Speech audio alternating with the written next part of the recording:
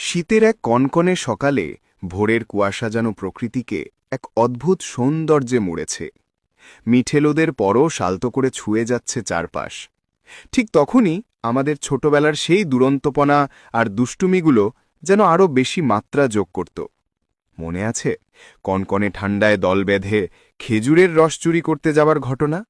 সেই লোমহর্ষক অভিযানের শেষে চুরি করা রসের মিষ্টি স্বাদ আজও মুখে লেগে থাকে যেন। আর ঠিক তখনই মায়েরা যখন গুড় দিয়ে নানা রকম পিঠেপুলি বানাতেন, সেই গন্ধটা আজও ভোলার নয়। পুকুরঘাটে খেলা, শীতের মধ্যেও কাঁপতে কাঁপতে পুকুরে চান করতে যাওয়ার ভয়, আর আকুতি মিনতি করে চান শেষ করার পর পাওয়া উষ্ণতার অনুভূতি, আহ কি মধুর ছিল সেই দিনগুলো। আর সেই সব কিছুর মধ্যেও লুকিয়ে চুরিয়ে খাওয়া কুল চুরি করার মজা ছিল অপার্থিব। এখন বিদেশে থাকি, দেশ ছেড়ে বহু দূরে, কাজের ব্যস্ততায় মোড়া জীবনে সেই দিনগুলোর স্মৃতি আজও আমাদের মনকে নস্টালজিক করে তোলে। মনে হয় যদি সেই সময়গুলো আবার ফিরে পাওয়া যেত, সেই দুরন্তপনা, সেই নির্মল আনন্দ আর সেই অদ্ভুত মজার গল্পগুলো